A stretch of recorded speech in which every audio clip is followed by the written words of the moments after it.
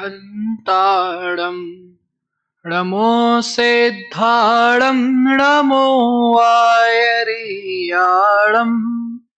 नमो वज्रायाडम् नमो Lowe सव्यसाडम् वन्दित्व सव्यसिद्धि ध्रुवमचले वडोवं गदिं पत्ते मोक्षामि समय पाहुड मिणमो सुद केवली भड़िदम् नमः समय साराय स्वानुभूत्या चकासते चित् स्वभावाय भावाय सर्वे भावान्तिरच्यते देहादिक से भिन्न जो पर्यायो से पार ज्ञान स्वभावी आत्मा देहानंद अपार।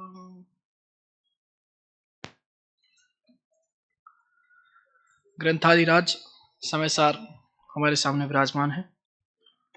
पूर्व दिनों में हमने गाथा 11वीं का अर्थ समझा कि आचार्य किस प्रकार आत्मा को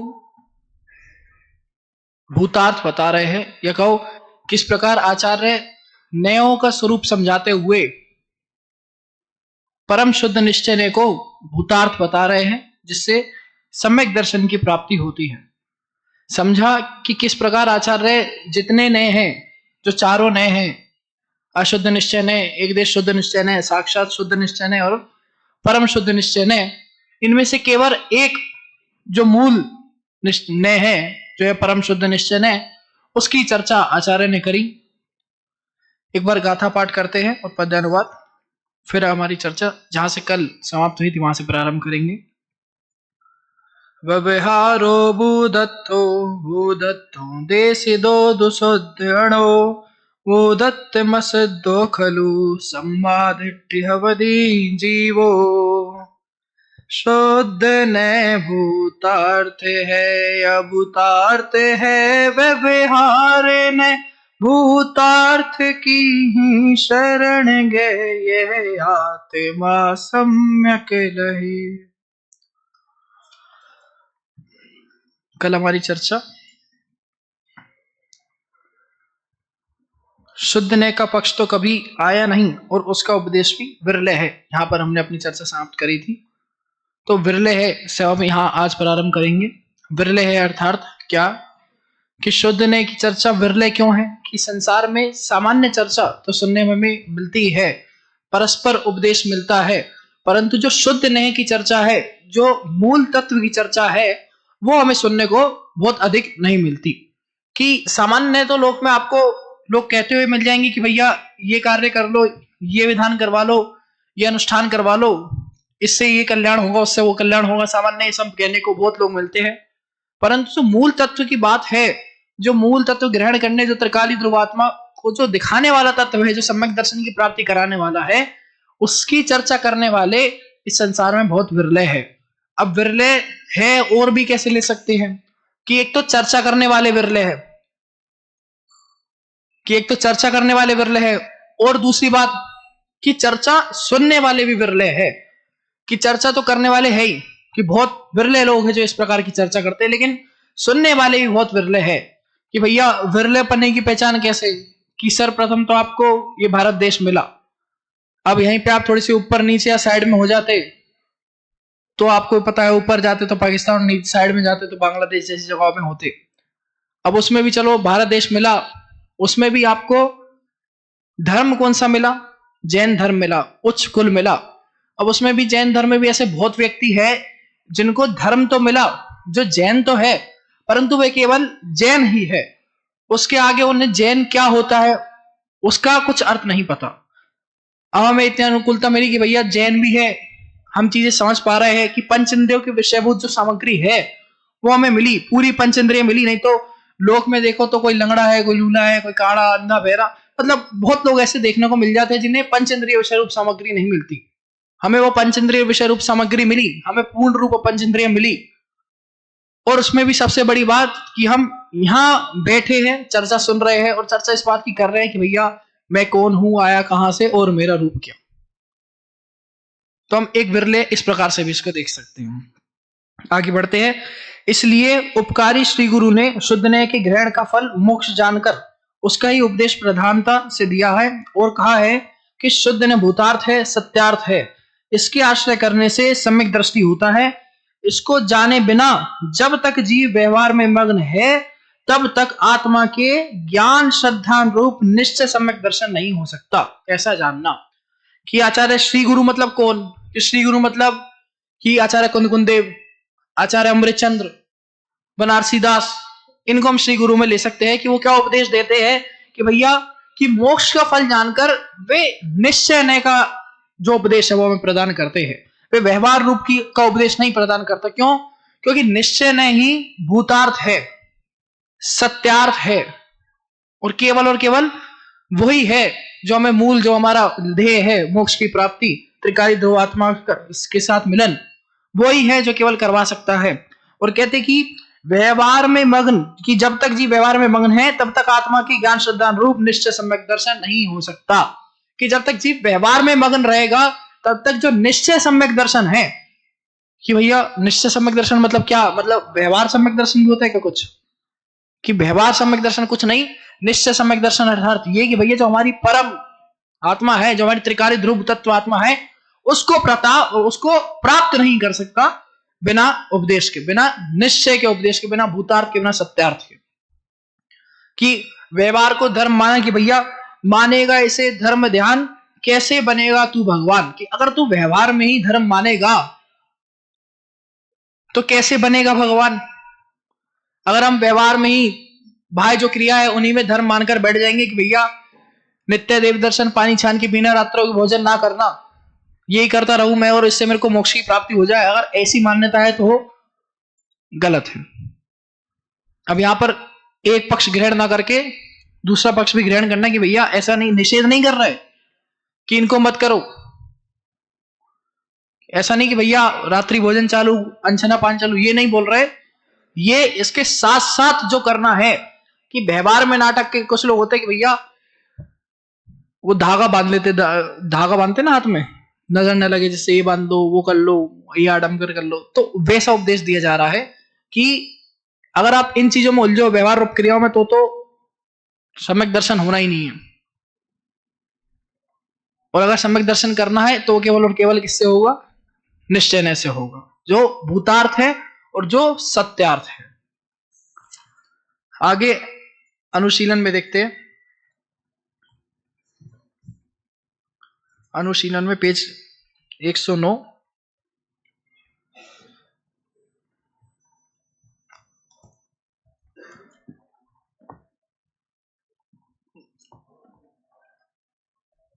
आगे लिखते हैं कि इस गाथा और टीका के पढ़ने से एक बात एकदम स्पष्ट होती है कि सभी प्रकार के व्यवहार ने अभूतार्थ है, असत्यार्थ है और एकमात्र शुद्ध नहीं भूतार्थ है और वही सत्यार्थ है।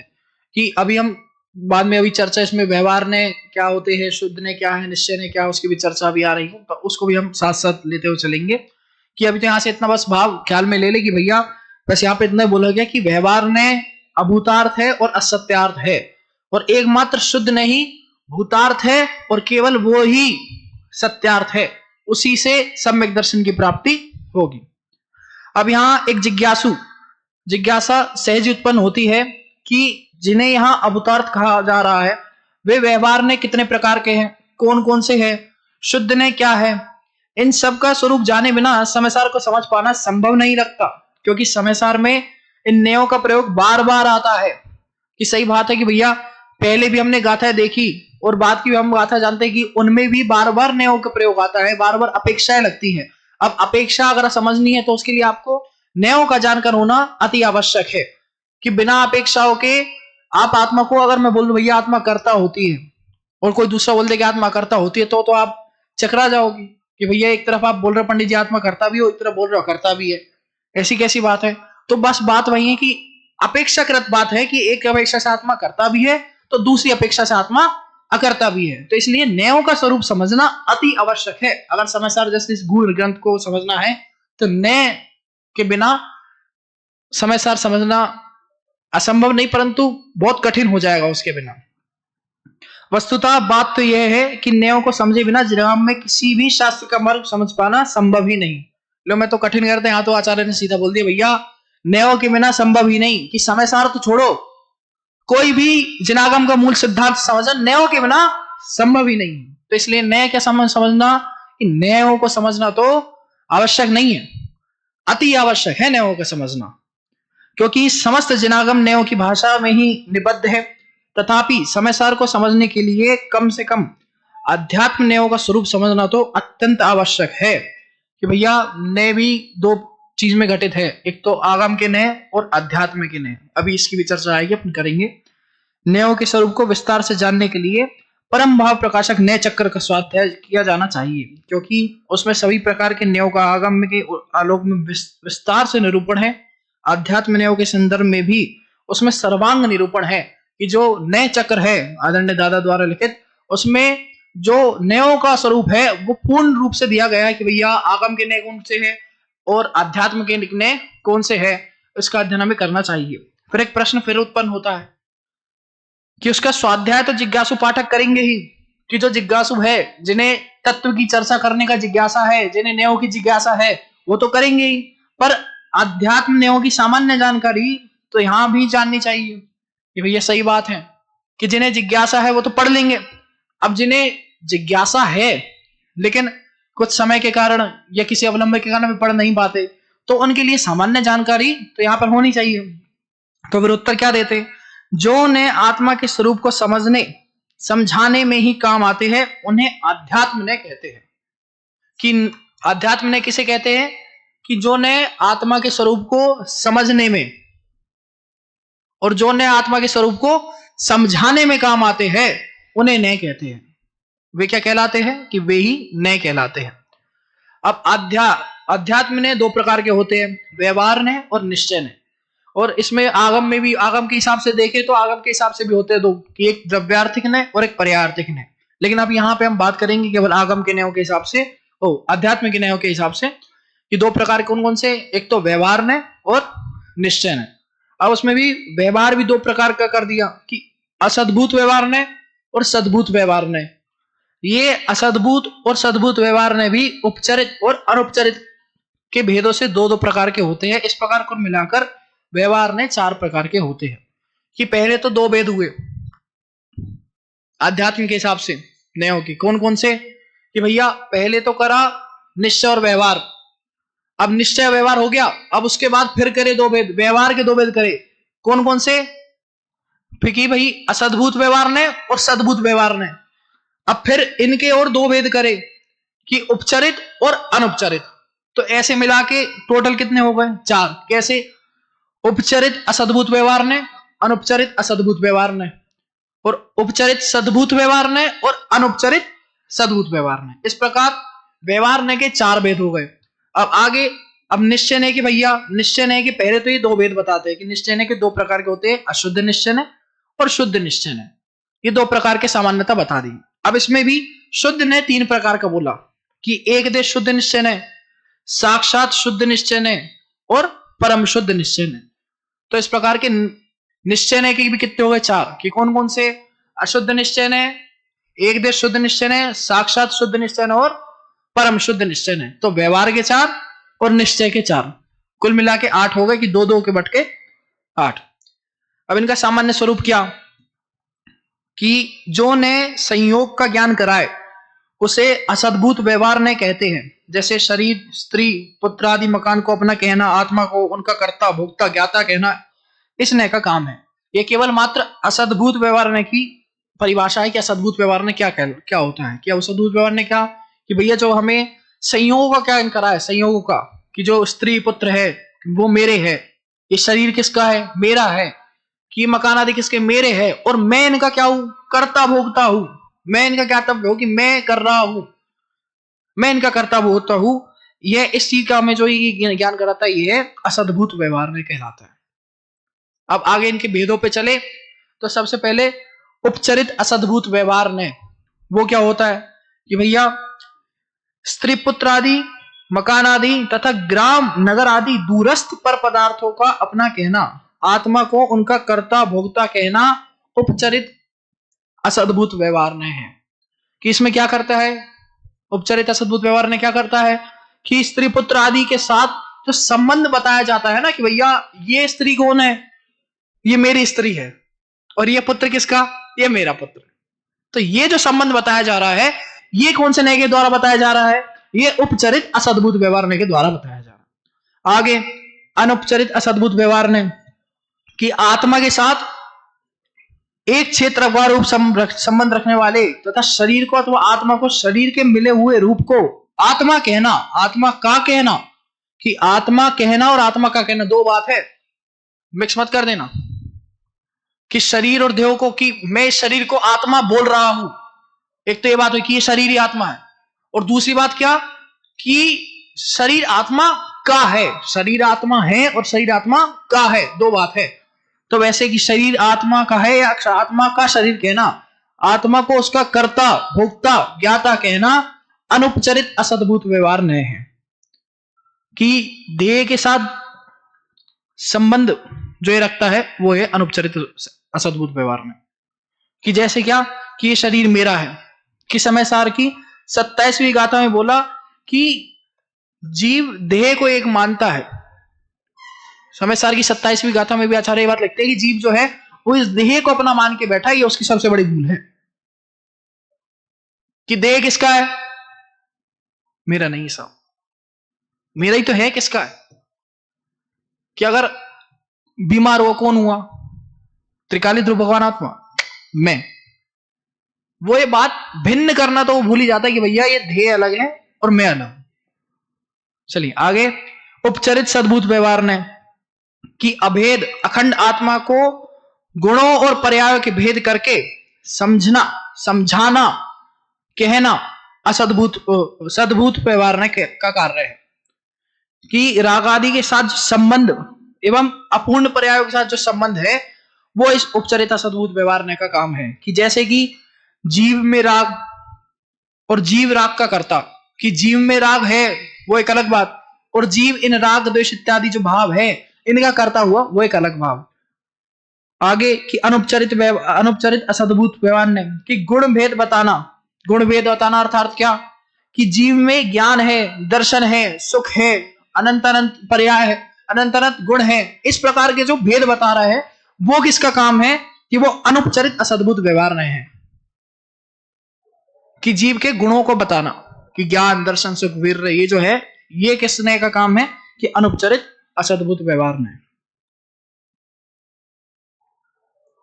आगे निश्चय ने के जो अब चार भेद है, कौन कौन से कि भैया अशुद्ध निश्चय ने, शुद्ध निश्चय ने, एक देश शुद्ध निश्चय ने और परम शुद्ध निश्चय ने। पहला अशुद्ध निश्चय ने कि रागादि विकारी भावों से आत्मा को अभेद बताना अशुद्ध निश्चय ने है। आत्मा को मिथ्या दृष्टि कहना इसी नय का काम है। कि जीव की अशुद्ध पर्यायों में जो अभेद स्थापना करता है ना वो है अशुद्ध निश्चय ने। जैसे राग द्वेष हुए कि भैया जीव रागी है, जीव द्वेषी है, इस प्रकार का जो अभेद स्थापित कर रहा है वो अशुद्ध निश्चय ने। उसके बाद एक देश शुद्ध निश्चय ने कि जीव की एक देश शुद्ध पर्याय के साथ अभेद बताना। कि एक देश शुद्ध पर्याय के साथ अर्थात क्या कि जैसे इसमें आप अवधि ज्ञानी ले सकते हो, मति ज्ञान ले सकते हो। कि अवधि ज्ञानी केवल अवधि ज्ञान रूप ज्ञान को जान पा रहा है, मति ज्ञानी केवल मति ज्ञान रूप ज्ञान को जान पा रहा है, लेकिन केवल ज्ञान इसमें आएगा क्या कि केवल ज्ञान इसमें नहीं आएगा। क्यों? क्योंकि केवल यानी एक देश शुद्ध को नहीं जान रहा, केवल ज्ञानी सर्व देश को जान रहा है, कि सब लोकालोक को जान रहा है, इसलिए वो सर्व देश में आएगा। इसमें हम किसको लेंगे कि अवधि ज्ञानी रूप को ले सकते हैं, मति ज्ञानी रूप को ले सकते हैं, इस प्रकार। आगे साक्षात शुद्ध निश्चय ने भैया जीव के पूर्ण शुद्ध पर्याय के साथ अभेद जैसे उसको कहे साक्षात शुद्ध निश्चय है। कि जैसे उदाहरण क्या कि केवल ज्ञानी जीव सभी को जानता है।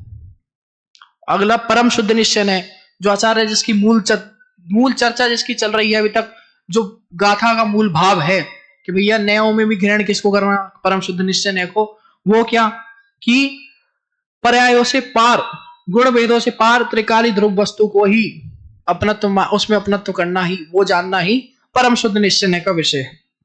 कि जैसे ज्ञानी जीव ज्ञानी की पर्याय रूप नहीं, द्रव्य स्वभाव की बात चल रही कि भैया जीव ज्ञानी है, वैसी वाली पर्याय को जानना, कि ज्ञानी मात्र जानना, राग द्वेष इत्यादि को हटाना, कि मैं हूं, शरीर मेरा नहीं, इस प्रकार जो भेद विज्ञान रूप बात है, जो सम्यक दर्शन रूप बात है, वो परम शुद्ध निश्चय का काम है।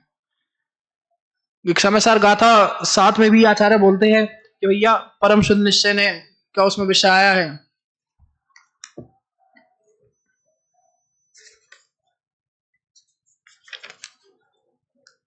गाथा 7 में भी आचार्य की जो प्रथम पंक्ति है उसमें भी आचार्य बोलते हैं ज्ञान चरित जीव के है, ये कहा व्यवहार से, कि व्यवहार से क्या बोल रहे हैं कि ज्ञान चरित्र जीव के है, ये व्यवहार से कहा जा रहा है। और दूसरी पंक्ति में निश्चय रूप बताया गया कि निश्चय क्या, कि ना ज्ञान दर्शन चरण ज्ञान शुद्ध है परमार्थ से, कि व्यवहार से तो ज्ञान दर्शन सुख सब है ही आत्मा का, वो तो व्यवहार रूप कथन चल रहा है, लेकिन जो निश्चय रूप कथन है उसमें ना तो आत्मा को ज्ञान है, न दर्शन है, न सुख है, न वीर है, कुछ नहीं, क्योंकि वो निश्चय रूप कथन की बात चल रही है। उसमें तो केवल अपना जो परम ज्ञायक भाव है उसकी बात यहां पर चल रही है।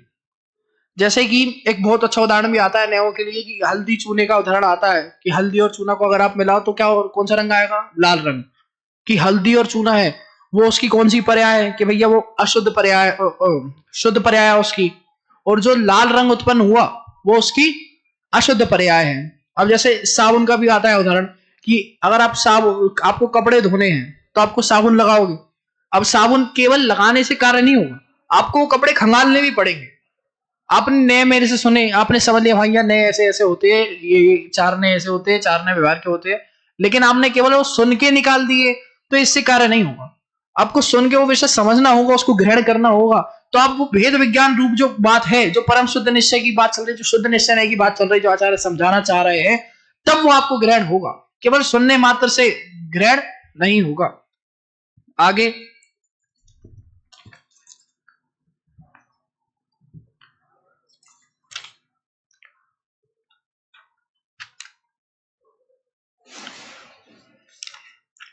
परम शुद्ध निश्चय का विषयभूत ये ज्ञायक भाव ही दृष्टि का विषय है, और इसके आश्रय से ही सम्यक दर्शन ज्ञान चरित्र की प्राप्ति होती है। कि भैया परम शुद्ध निश्चय ही क्या है, दृष्टि का विषय है, वही अपनी दृष्टि में लेने से है, कि उसी से ही किसकी प्राप्ति होगी, कि सम्यक दर्शन ज्ञान चरित्र जो हम प्राप्त करना चाह रहे हैं वो केवल और केवल परम शुद्ध निश्चय को जानने से होगी। इस गाथा में जो शुद्ध शब्द का प्रयोग है वह परम शुद्ध निश्चय के अर्थ में ही है। यहाँ एकमात्र उसे ही भूतार्थ कहा गया है, शेष निश्चय भी परम शुद्ध निश्चय की अपेक्षा व्यवहारी हो जाते हैं, अतः किसी अपेक्षा से वे भी अभूतार्थ हो जाते हैं। परम शुद्ध निश्चय सदा ही भूतार्थ रहता है। जैसे कि ये चर्चा बाद में भी आने वाली है और अभी भी ये चर्चा ली गई है कि भैया परम शुद्ध निश्चय की अपेक्षा जो और निश्चय है वो भी अभूतार्थ हो जाते हैं। कि जैसे कि एक देश शुद्ध निश्चय की अपेक्षा अशुद्ध निश्चय व्यवहार है, साक्षात शुद्ध निश्चय की अपेक्षा एक देश शुद्ध निश्चय और अशुद्ध निश्चय व्यवहार है। कि व्यवहार ने जो वो तो व्यवहार है ही, उनकी तो बात आचार्य हटा ही दे रहे हैं, लेकिन जो और नीचे नहीं की, जैसे ऐसा होता है ना कि भैया आप नीचे हो तो आप तो नीचे ही हो, अब मैं ऊपर हो गया थोड़ा सा, तो मेरे से जो थोड़े से नीचे थे, जो मेरे बराबर के थे, अब वो थोड़े से नीचे हो, वो भी मेरे से नीचे हो गए। कि वैसे ही एक देश शुद्ध निश्चय के हिसाब से अशुद्ध निश्चय व्यवहार हो गया, साक्षात शुद्ध निश्चय के हिसाब से एक देश शुद्ध निश्चय और अशुद्ध निश्चय वे दोनों व्यवहार हो गए। और परम शुद्ध निश्चय के हिसाब से ये तीनों, यानी साक्षात शुद्ध निश्चय, एक देश शुद्ध निश्चय और अशुद्ध निश्चय, तीनों ही व्यवहार हो गए। परंतु परम शुद्ध निश्चय जो है वो तो रहने ही वाला है। क्यों? क्योंकि उससे ही तो मूल तत्व की प्राप्ति होगी, तो वो तो रहने ही वाला है। लेकिन एक समय ऐसा भी आएगा कि जो परम शुद्ध निश्चय है वो भी गौण हो जाएगा। और वो कौन सा समय? कि जो हमारा मूल ध्येय है कि भैया भगवान बनना, सम्यक दर्शन प्राप्त करना है, कि जब वो सम्यक दर्शन की प्राप्ति हो जाएगी तब वो जो परम शुद्ध निश्चय की बात चल रही है, तब एक क्षण जाकर वो भी गौण हो जाएगा।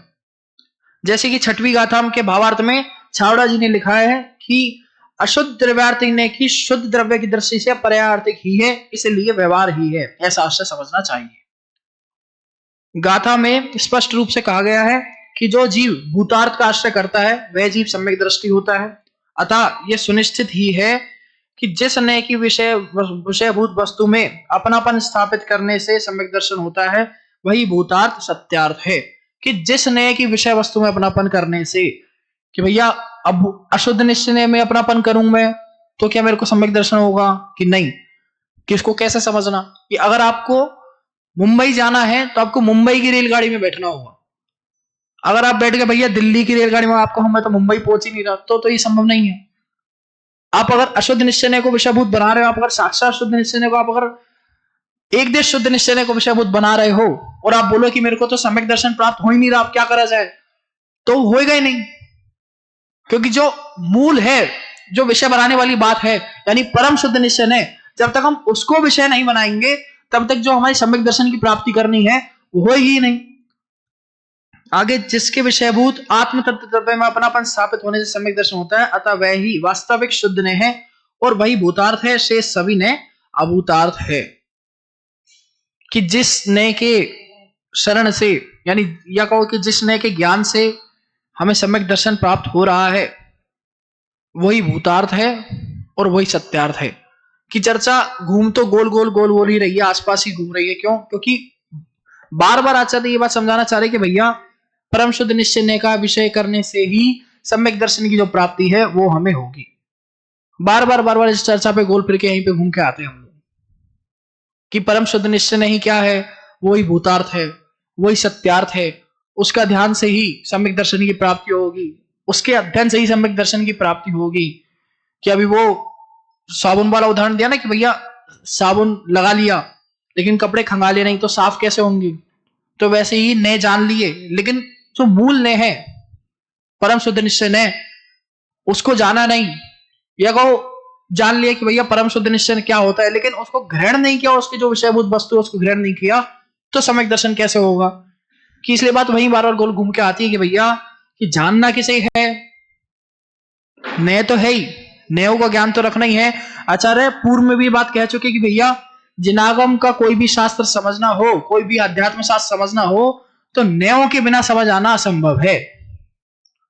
ये बात वो पहले ही लिख चुके भैया, नयों के बिना समझना तो असंभव है, उसके बिना तो कोई समझ आ ही नहीं सकता। और उसमें भी हमको जो सम्यक दर्शन प्राप्त करना है, उसमें भी जो मूल जो समझना है वो सब कैसे समझना है? केवल और केवल परम शुद्ध निश्चय को, हम ऐसे परम शुद्ध निश्चय को समझे, उसका ग्रहण करे और उसके जो भाव है उसको समझे, अपनी त्रिकाली ध्रुव भगवान आत्मा को प्राप्त करे। इसी मंगल भावना से मैं अपनी वाणी को प्राप्त